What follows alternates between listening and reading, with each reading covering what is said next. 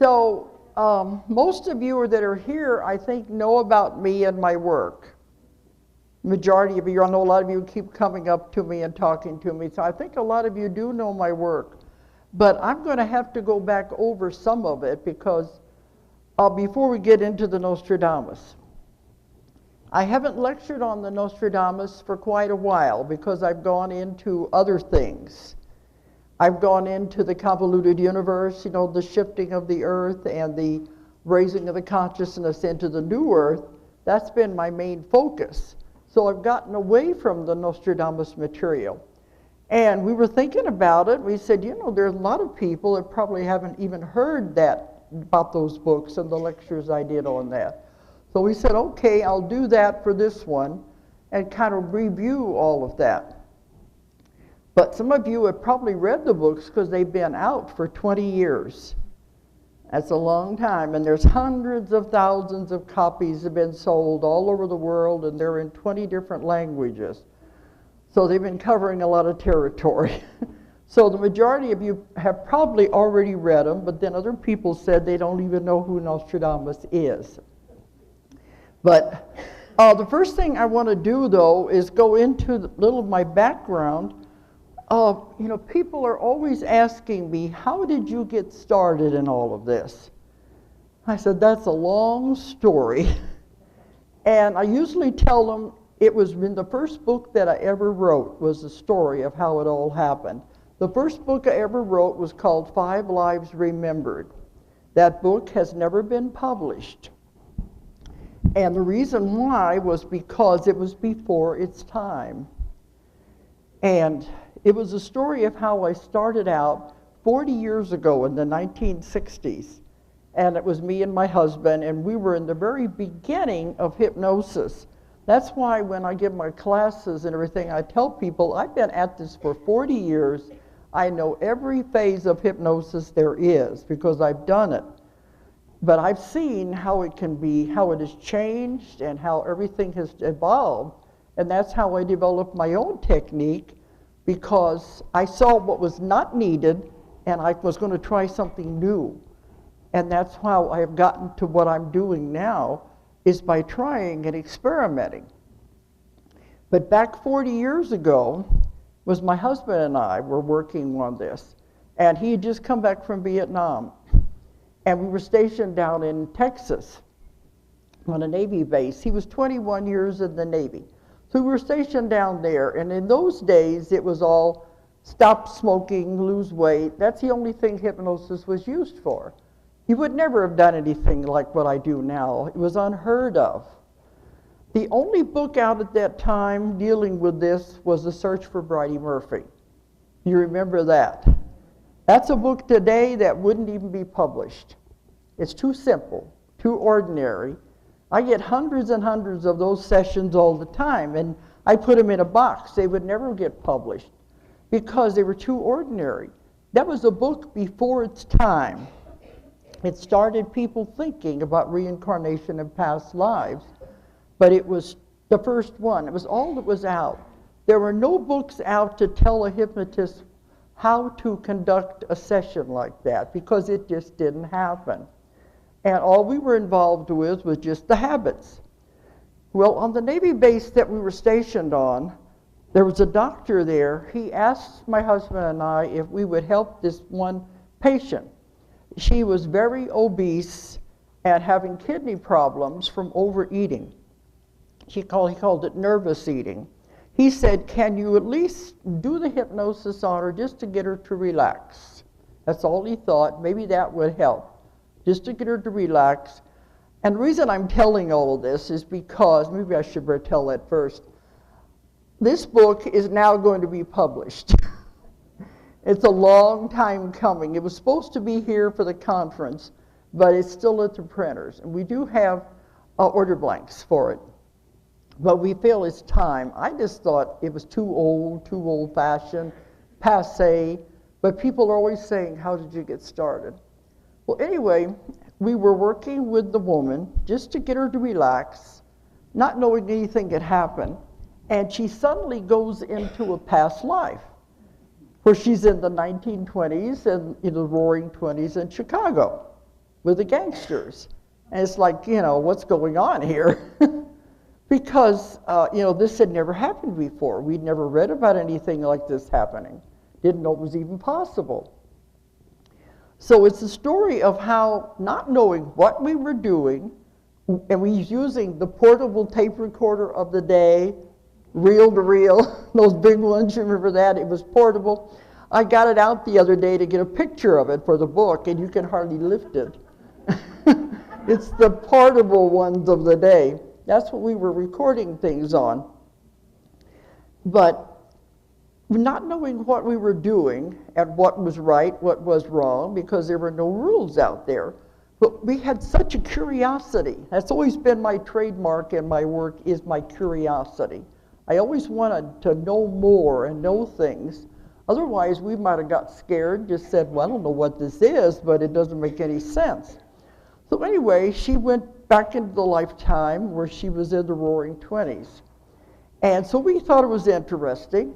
So we kept working with that. And incidentally, along the way, her blood pressure dropped.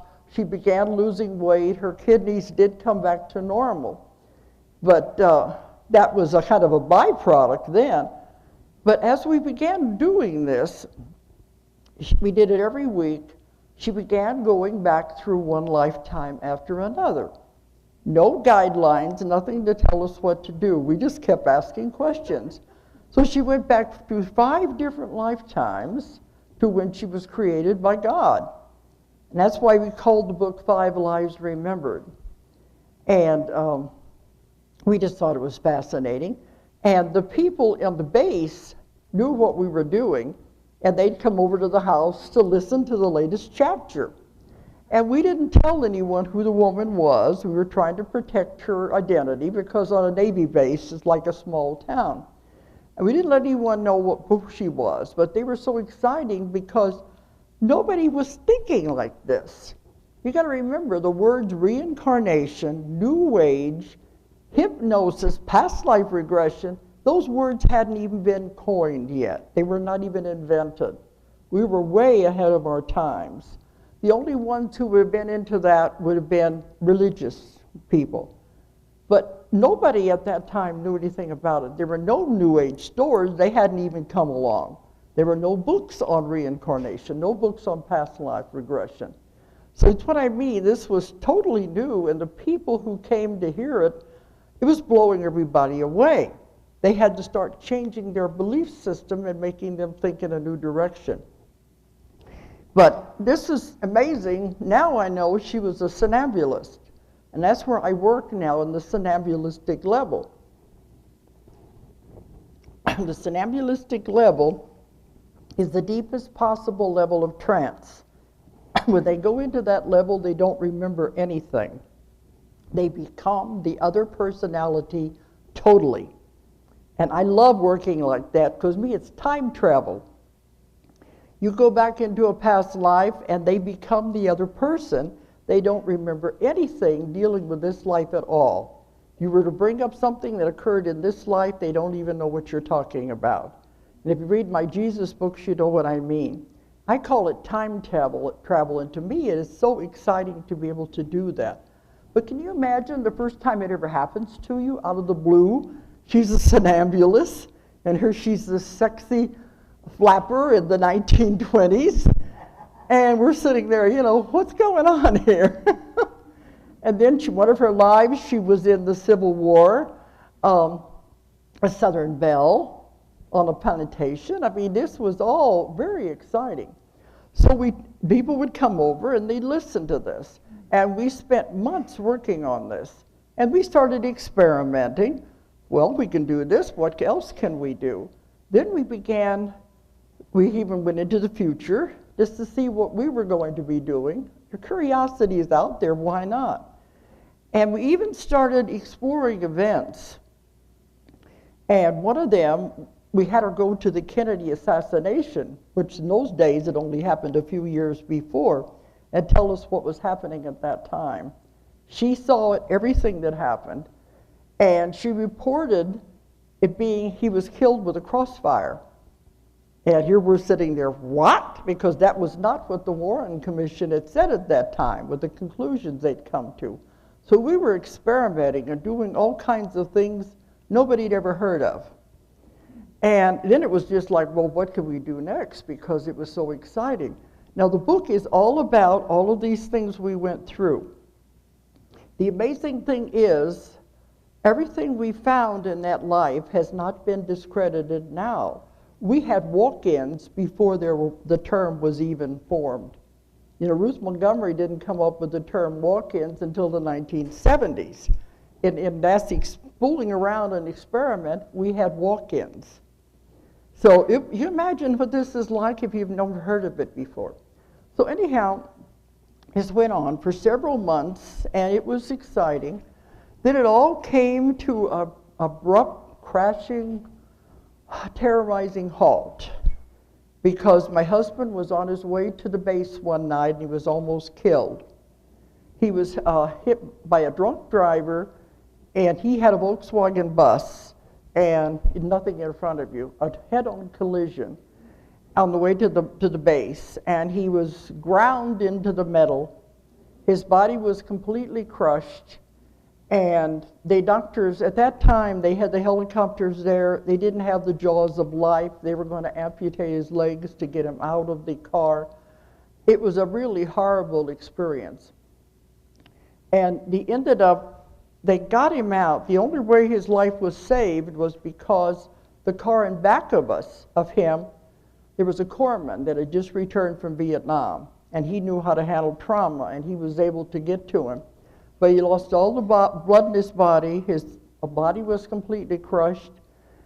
His face was torn apart. I mean, when they got there with the helicopter and finally hooked the fire truck to one end of the car and the other car to the other to pry it apart to get him out. And when they got him in the helicopter, he'd lost all the blood in his body. And they said, there's no way this man can live. And even his heart stopped 3 times during all of this. And they said, if he does live, he's going to be a vegetable. So you can imagine what this was on me. But I know when I got to the hospital that night, and the doctors were all coming in telling me, 5 doctors, one after the other, saying there's no way this man can live. It's too much trauma, too much damage. And I kept telling them, no, you don't know. Because when we were doing that experimenting, we had her see the future. And she saw us living where we are now in the country out here in Arkansas. She didn't say Arkansas, she saw it was in the country. Saw us with grandchildren. And my oldest daughter was only 15 at that time. And it was like she saw us in the future. And I believed that because this was so fascinating, I knew it had to be true. So when the doctors were coming in and telling me he couldn't possibly live during the night, I said, no, he is. I couldn't tell them how I knew, but I knew they were wrong. And finally they said, well, if you're that sure about it, maybe he'll have a chance. So during the time he was in and out of consciousness, in and out of a coma for a long time, and all kinds of miracles began happening. His face went back together without any plastic surgery. They began calling him the Miracle Man. All kinds of things happened that could not possibly have happened. They didn't have to amputate. They put him in a body cast, and he was in that body cast for 8 months. He spent a year in the hospital. But when they saw he was finally going to live, and they were just completely astounded, they said then they better start putting him back together. So anyway, during all of this was going on, the people on the base began saying, this is your punishment. Fooling around with something you're not supposed to be fooling around with. Reincarnation, for goodness sakes. You know, you're not supposed to do those things. You're asking questions. You're peeking around hidden corners, opening up hidden doors. And they were all saying, this is your punishment for doing those things. I couldn't believe that. Because when we were taking her back through the 5 lives, she went back to where she was created by God. And we found a God that was so loving, I knew he couldn't punish somebody for asking questions and wanting to know more. So I knew that couldn't be the truth. But we went through a very bad time there anyway, and he spent a year in the hospital, and when he was finally put out, we moved up here to Arkansas, and he spent 25 years in a wheelchair. But he made his life of his own. He went into a black depression because his life was over, and we had a very hard time. But the book tells the story of how all of this happened. And I wrote the book, 35 years ago, right after all the incidents and what happened. And I tried to get it published. It was ahead of its time. Nobody knew anything about reincarnation. They didn't know about past lives. So I went through years of having the rejection come back. I said, I know what it's like to be an author. I've had absolutely every disappointment and heartbreak that can happen to an author has happened to me. I've been there, done that. So as all of these things kept coming back, I finally gave up. I said, well, it's not going to be published. There was no New Age bookstores. I think the bookstores had one little shelf for anything metaphysical. That's how far ahead we were of our time. So I said, all right, I'll just put it aside. That didn't mean I stopped writing, because when we moved to Arkansas, after the kids began growing up, they began going up to get married and going to college, it was like, what do you want to do with the rest of your life?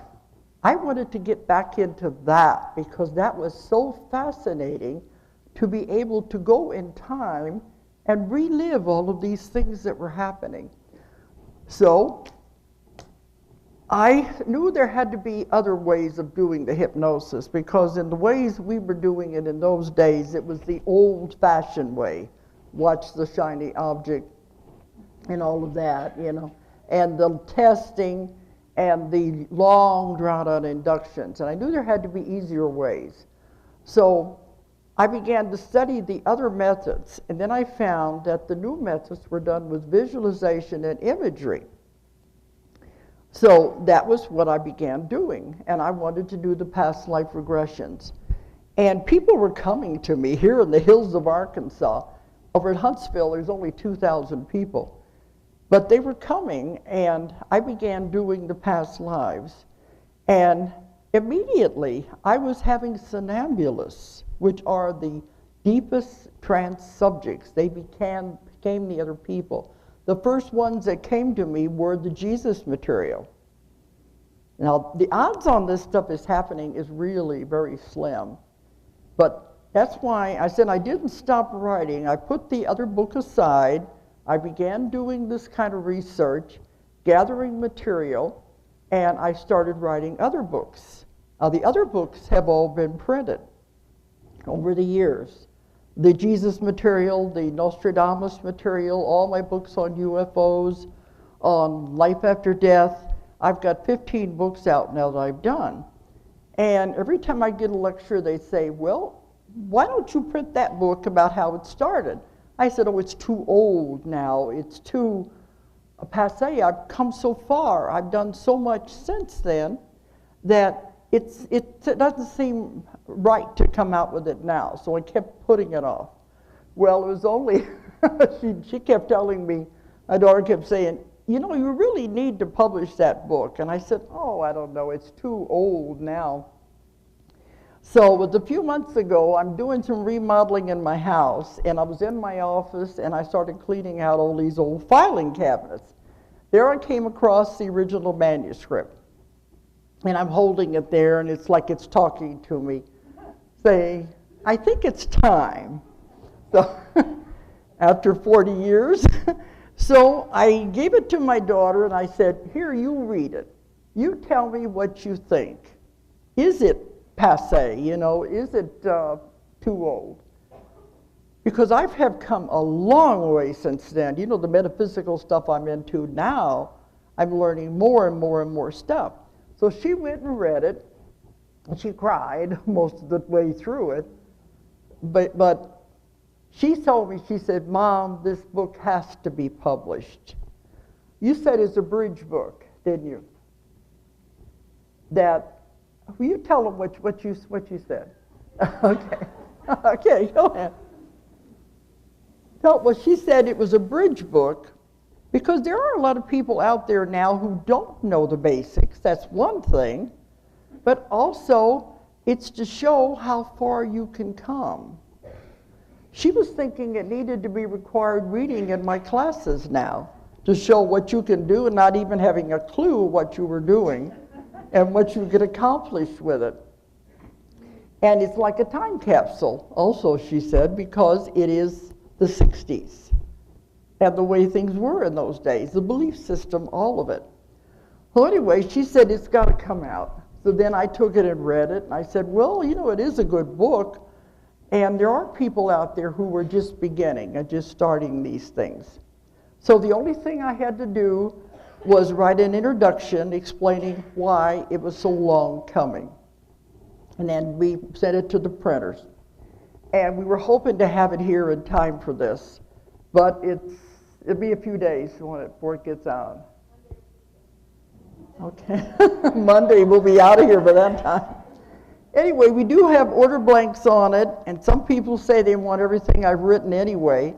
And this is the beginning of how I started out on this long, long journey that's taken me 40 years to get to this point. So if anybody's interested, we do have the order blanks, and we'll fill them as soon as the book gets here. But it's 5 Lives Remembered.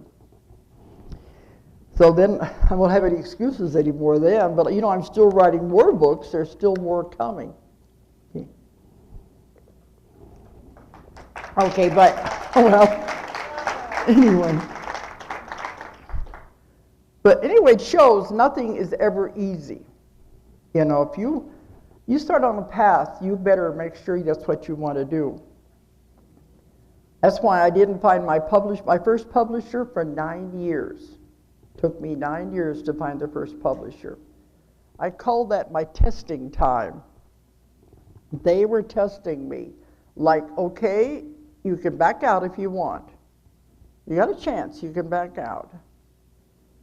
Once you're committed, there's no backing out.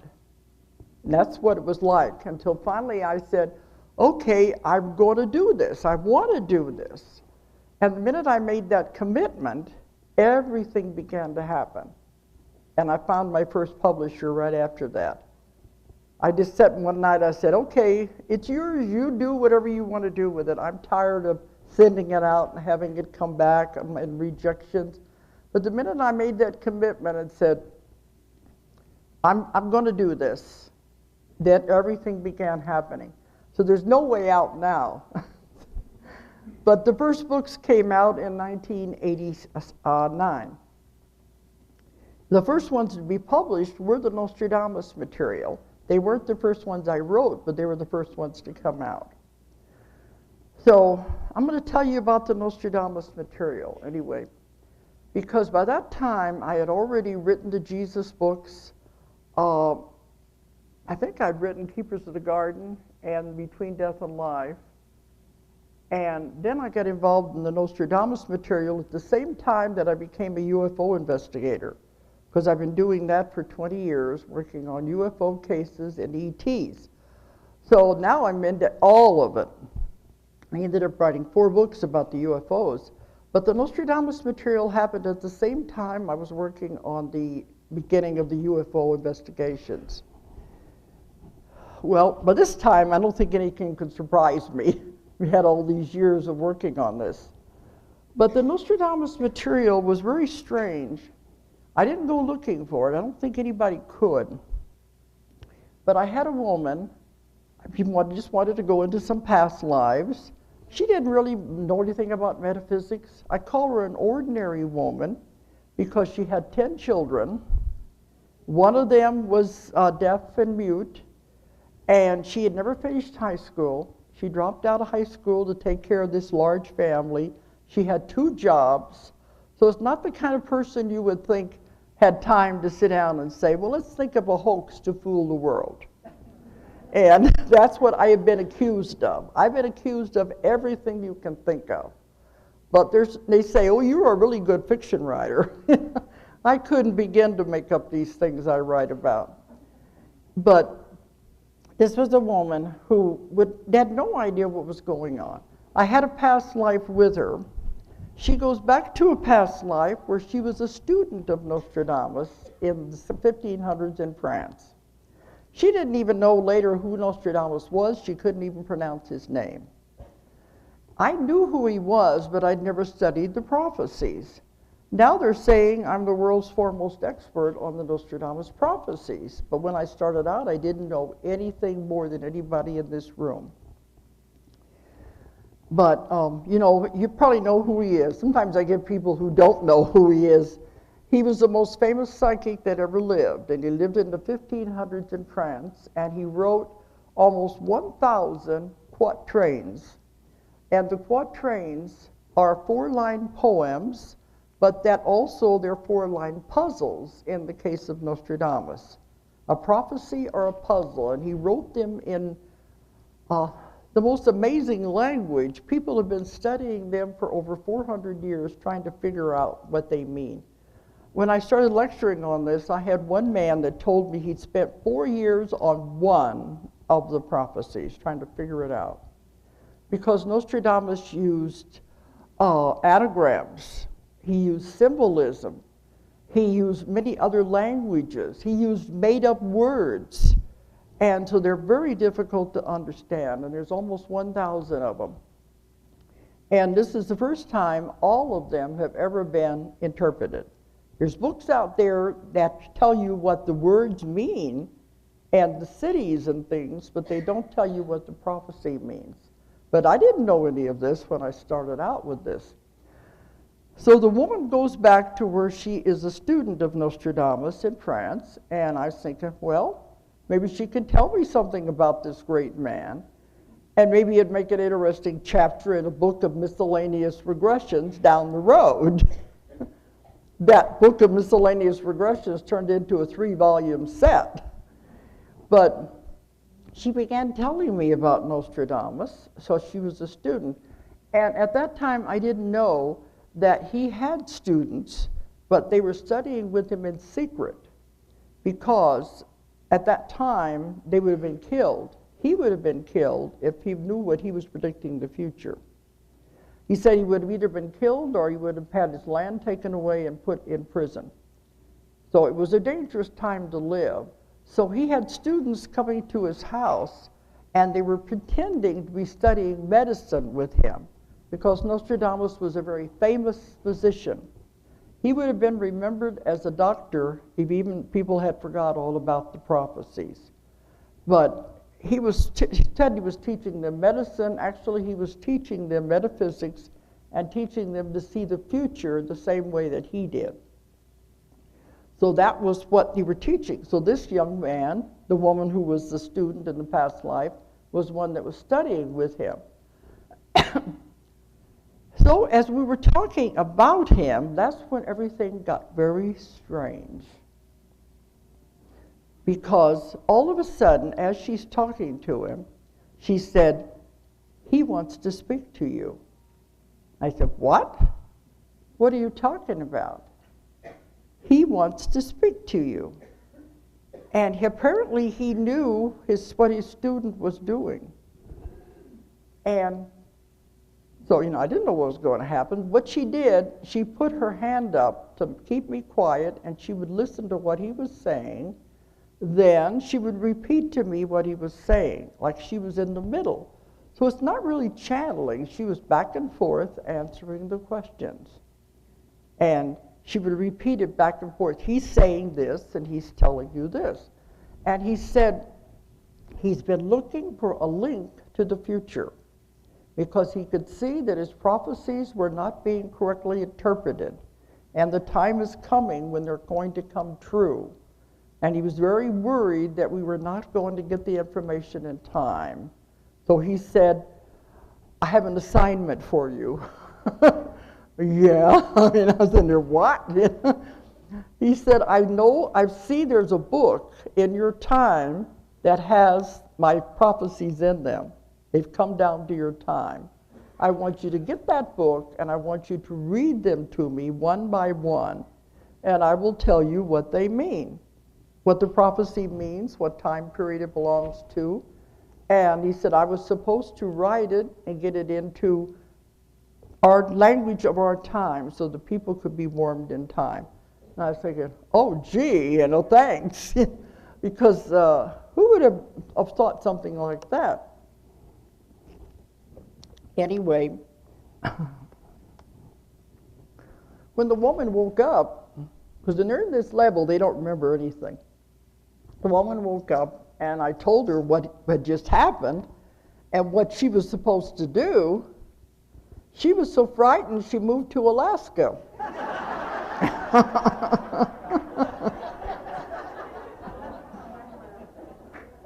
So you can't say, I started it. You can't say she started it. She didn't want any part of it. She was from Alaska, and I think she decided it was time to go home. She wanted to put as much distance between me and her as she could. So, but anyway, we had time for one more session. She did agree to that before she was going to leave. And I think it was just more to appease me than anything else.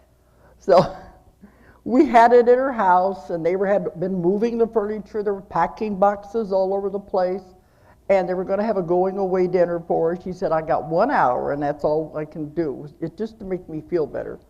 So we had the session again, and it happened again. He came through again, and he said, you must do this work. It is very, very important to your time. I said, I can't. She's moving away. He said, that doesn't matter. Now that we have made this connection, you will never lose me. I will come through anybody you work with. That's a big statement because I worked with a lot of people. And he said, he gave me the instructions on how to locate him and tests to perform so I would know it was actually him that I was speaking to each time. And then the woman moved away. And it's like, okay, now what do I do? So it was a couple of months. And during that time, I wrote the first 4 chapters of the first volume of Conversations with Nostradamus, not knowing if it was going anywhere. I wanted to write it while it was fresh in my mind. And I thought nothing else, it just may go into a drawer somewhere. But I wrote the first 4 chapters. Then I decided I had a young college student. She was a music major in the organ, and she was an excellent subject. I've been doing a lot of experimenting with her with remote viewing and time travel. So I thought, well, that would be a good one to try this on, just to see if it could happen by following his instructions. So I never told her what I was going to do. We always did experiments. So I went to her house and I said, do you want to try an experiment? She said, yeah, it's okay. Just tell me what it's all about when it's over. So I followed his instructions, not knowing what was going to happen. There he was, the same man in the same room. Incidentally, this is done with a mirror. He has a black obsidian mirror that I found he would go into trance and stare at the mirror, and he would go out of his body and see all of these things. And he told us later, then when he come back into his body, he would find he had written the prophecies, the 4 lines by automatic writing. That was how it was done. And I just did a filming for the History Channel a few months ago, and they wanted to know the process and all of this. So I was explaining how all this was done. But anyway, here he was, the same man in the same room with the mirror, and he said, oh, you're here, now we can continue, and now we can get down to work. Of course, I was too dumbfounded that first time. I said, well, we did it. I think of doing the prophecies, I just began asking him a lot of questions about his life and everything. But that started out, the whole volume 1 is my work with, Elena was the one that went to Alaska, and then Brenda. And during that time, I got the book, and I didn't know what I was reading. I would open the book anywhere it happened to be, and I would read the quatrain, the prophecy, and then I would check it off. And we'd go to another one, not knowing what I was doing. In the first book, we ended up doing about 300 of the prophecies in 6 weeks' time, only seeing her once a week. That's a lot, especially when you're working with something as complicated as this. There was no thinking at all. She would just automatically tell me what they meant. But there were a lot of times he would tell us that's not correct translation. Something's wrong here. It's not been done right. And first he would say, read it in French. That I don't know French. And the girl didn't know French either. I said, that don't matter. You don't speak French the way I do anyway. But he said, if you can keep the vowels and the consonants pure, maybe I would understand it without you butchering it too much. But I didn't want to do it unless I really had to. And he would say, well, read it. I don't know what it is. And but it was so funny. But there were times whenever we were doing it that way, and there were people in the room observing, and we had one man one time who understood French, and he said, he is correcting you in old French, not modern French. There was so much in this whole thing that was just beyond belief. But anyway, through her, we ended up doing 300, and he said, don't worry about the ones that happened in the past. They'll only be interesting to people who are interested in history. Concentrate on now, it was in the 80s, and the next 20 years. So there's going to be more things happening in the next 20 years than have happened in the last 100 years. This is going to be a very important, powerful time you're living in. So he said, focus on that. And it was my job here. I'm reading these things. I don't have no idea what time period they belong in or anything. I have thousands and thousands of pages of transcript.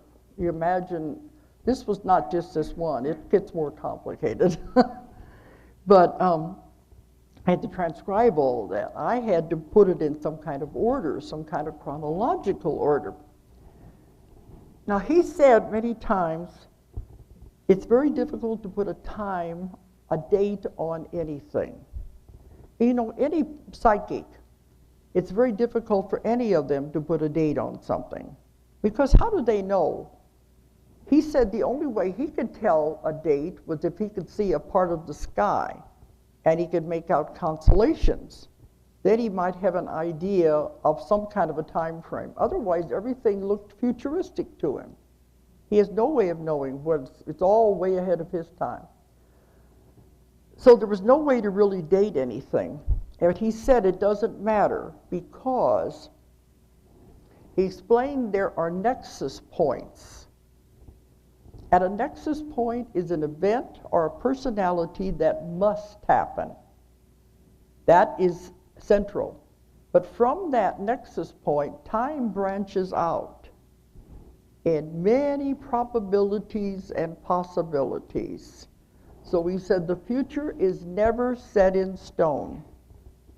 It can always be changed.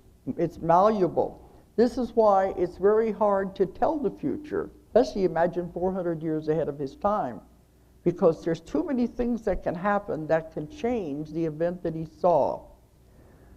But on these probabilities and possibilities, there is every possible outcome from the worst to the least of the event. And this is what he told me. He said, this time frame right now is so important.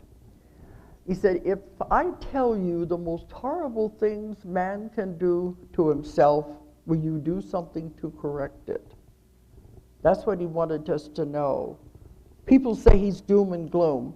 He said, I'm telling you the worst possible scenarios, the worst possible result of what I see. It doesn't mean that's the only result, but he wanted us to know that to shake us up. He said, I've got to get your attention. He said, otherwise you're not going to listen to me. So he told us the most horrible things that he saw. Well, anyway, this went on for about 6 months. I was working with Brenda. And she'd come to a point where she couldn't work with me anymore. That she was in college and she had to drop out. She had money problems. And so she goes to work in the local chicken plant. And those of you who live in Arkansas, you know what the chicken plants are around here. It's not a good place to work. And here she's a musician, and her hands was really hurting her to work in that ice cold water with the chickens and everything. So it was miserable. So I would go to her house, and she had just got off of work late at night, and she said, I can't work. She said, all I want to do is just go to bed. I don't even want to eat anything. She said, I'm just so miserable. So I was thinking, well, this looks like this is the end of our work. Now, when we were working with Brenda, he kept telling me, Nostradamus kept saying, you're going to need a drawer of horoscopes, an astrologer, a drawer of horoscopes, because we're going to get into astrological dating. That was the only way he could date something. And I didn't know astrology. Brenda didn't know astrology. So he said he tried to do some of this, and she couldn't figure it out because she didn't have the background in her mind. He said, you're going to need a drawer of horoscopes. But he said, you will find who you need. Within a week, I was at a metaphysical meeting. This young man, John, walks in, and he said, I don't have any idea why I'm here, but I had to be here for some reason. So when he found out what I was working on with the Nostradamus material, he told me he was an astrologer and had always been fascinated by Nostradamus. Now, where could you find somebody like that in Arkansas anyway? Around here. So he thought it was fascinating. He wanted to sit in on some of the sessions. So he'd sit there with his ephemeris, looking up the dates and things and trying to communicate with him about the dates.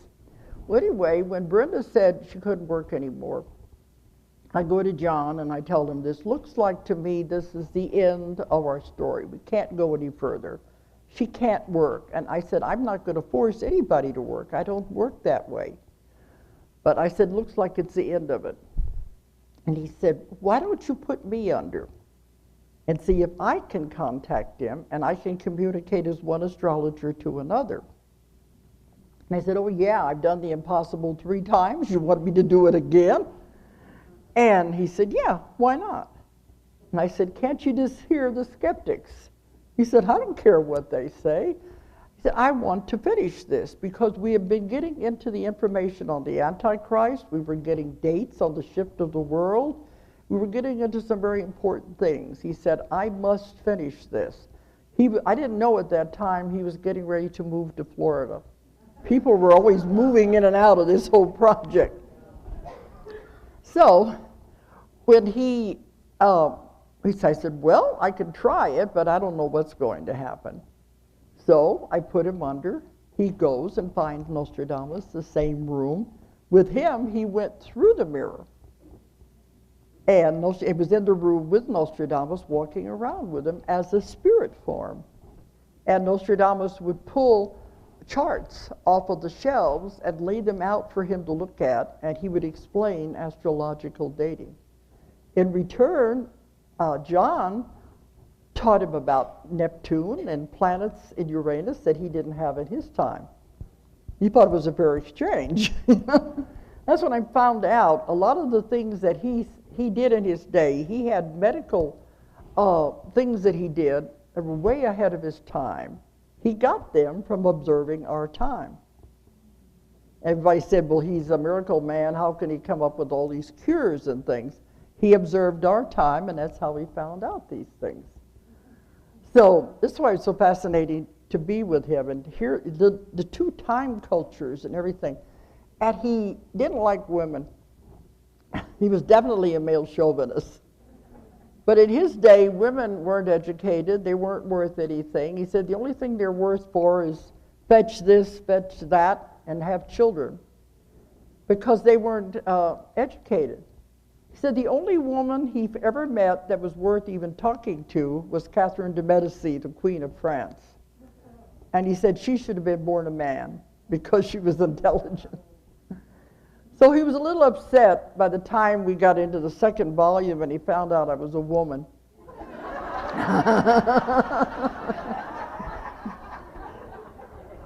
He said he'd always perceived me as an energy. said, all right, I'll just think of you as a future woman. We won't worry about it. But anyway, it's turned out to be volume 2 of the Conversations with Nostradamus was John's work, and with the astrological dating and what he found. And we were able to get the maps for the shift of the world. We got a lot of information about the Antichrist. We did an extreme amount of work during that time. One thing that was fascinating is John had always had this affinity for astrology. He just did it immediately, and he could never figure out how he got into it so easily. I did a past life on him. He went back to his last life before this one. He was in Germany during the time of Nazi Germany with Hitler. And Hitler at that time, during the Second World War, was calling in psychics and astrologers to help with the Second World War. If any of you know about that or not, I found it all to be true. So one of the things he was doing, he wanted to translate the Nostradamus prophecies to reflect that Germany was winning the war. So John was an astrologer during that time. So he was recruited to work for Hitler in the translation, and he wanted them to corrupt the quatrains, corrupt the prophecies to reflect that Germany was going to win the war. And then they made these into leaflets, and they dropped them all over the different countries they were conquering. And I found out all of this really did happen. But he ended up dying in that war because there was, in that lifetime, being shot because he wouldn't go along with what was happening. But to me, it was like karma coming around, because in that lifetime, he was helping the second Antichrist, Hitler. In this lifetime, he was helping to defeat the third Antichrist by making the prophecies correct, or before he had corrupted them. See how karma comes around. It's amazing, these little pieces that all fit together. So anyway, we worked with John about 6 weeks, and he kept saying he was going to move to Florida, and was trying to get all of the astrological stuff done that I could possibly get done before he leaves. So finally he goes. He goes to Florida, and after he was there, I wanted to make sure everything was accurate, and I kept sending him the manuscript and the parts about the astrology to make sure it was correct. And finally he told me it doesn't make any difference, because he said, I'm dying. And a lot of people, since the books have come out, wanted me to put him in touch with John so he could do their charts. What happened, after he was only there about a year, and he died of AIDS, and he was only 36 years old. And he was in the nursing home when he died. And so I dedicated the second book to John. And I sent him that, and they told me on the wall by his bed, he had the dedication taped to the bed, to the wall. To him, it was one of the most satisfying things he had done in his life to be associated with this project. Maybe that was all he was supposed to do. Maybe that was why he had to leave so young. Who's to say? There's so much weird things that happened with this whole thing. But he did die at 36 of AIDS. So that was the second volume, dealt with the dating and the prophecies. Well, after that, I thought, well, surely I'm done. Those were the first 2 books that were published. But I had about 400 other prophecies that had never been translated. I want to finish what I start. So I thought, well, let's see what we can find. So I said, let me try this on all of my subjects that I knew could go into deep trance. So I began going to their houses, and I never told any of them what I was working on. I just said, we're just going to try an experiment. Ended up, before we were done with all of this from beginning to end, was 12 different people. So if you had just one, there's always a chance of hoax. There's always a chance of something not being right. But when you got 12 people involved, they are all saying the same thing. They're all seeing the same man in the same room, working with the same mirror. They are all repeating the same scenario of what's going to happen to the earth. There's got to be some truth in it, because none of them knew what I'd found. They didn't know what I was working on. So I ended up writing volume 3. And volume 3 was finishing up all of it with all the other people that I could find. So it's quite a fascinating story, but here we have 1,000 prophecies. There's no way you could put them all into one book. It's impossible. But he told me focus on the time now, not the past. I put some of them in the books about the past because I wanted to show his remarkable use of symbolism and how you could figure out what he meant. Down through the ages, people can only figure that out after it happens, not before. But here we were getting it all, and it's wonderful the way his mind works. He uses a lot of Greek mythology and Greek history. To him, he said, I'm appalled at your lack of education. He said in his day, to know Greek history and Greek mythology was a sign of a well-educated man. And he said, you don't even teach it anymore. He said, in the generation before you, it was required teaching. Now, I had some in school. You know, we had the Iliad and the Odyssey, and that's about it. I don't know if they even teach that nowadays. In high school now, if they still teach even that much. And we knew some of the gods and the goddesses. But to him, that was a mark of an educated man, and that was what they focused on. So, in the prophecies, he would use this. So that way, the Inquisition wouldn't know what he was talking about. They wouldn't know the comparisons he was trying to make. So like different events in history, he would tell me, you go look up what that is, and you'll see the comparison I'm trying to make. One that I do like to say is in one prophecy, he uses the words Mysia, Lycia, and Pamphylia. It sounds like gobbledygook. But he said those are names for ancient Greek countries and cities. You look up and see what they're called today, and you'll see the part of the world that I'm referring to. Can you figure out what part of the world it is? The Middle East. They're the names for the countries around the Mediterranean and the Dead Sea, and all those areas now where Iran, Iraq, and all of those are. Now, who would know those things until somebody who's really telling you who wrote that? And that's the kind of thing that kept coming up. And all kinds of legends that he made comparisons to people in our time, leaders in our time, and different events. And it all went along with the way his mind was working.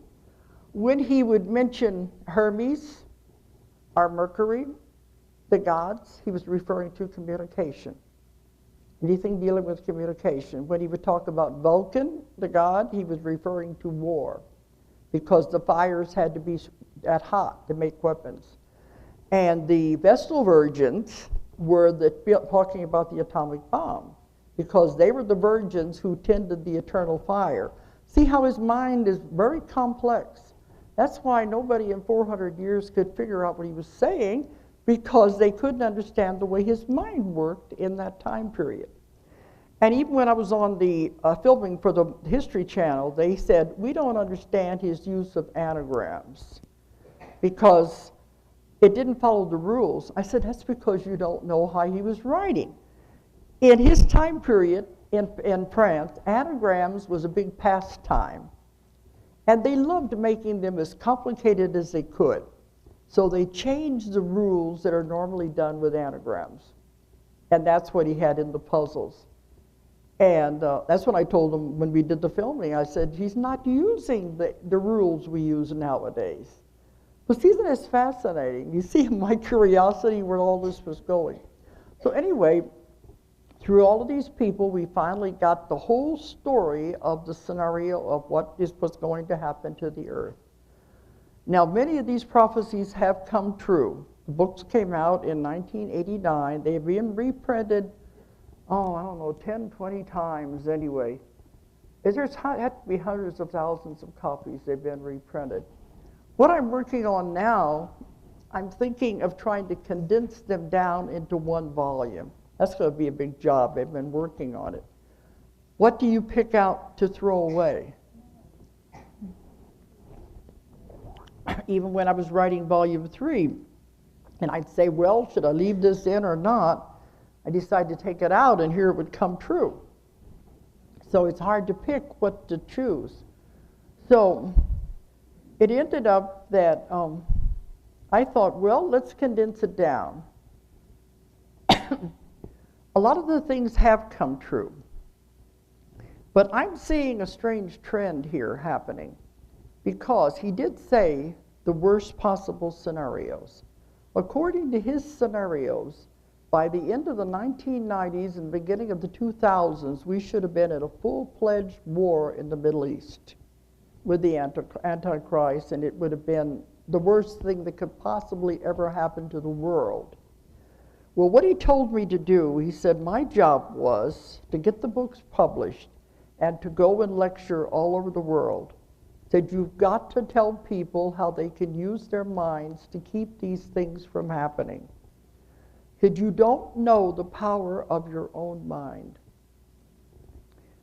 If you focus on anything, it's the law of attraction. You bring it to you. But he said, if I show you the most horrible things you can do to yourself, the worst case scenario, and you focus on the opposite, that can be your reality. He wanted us to focus on peace and love and keep these things from happening.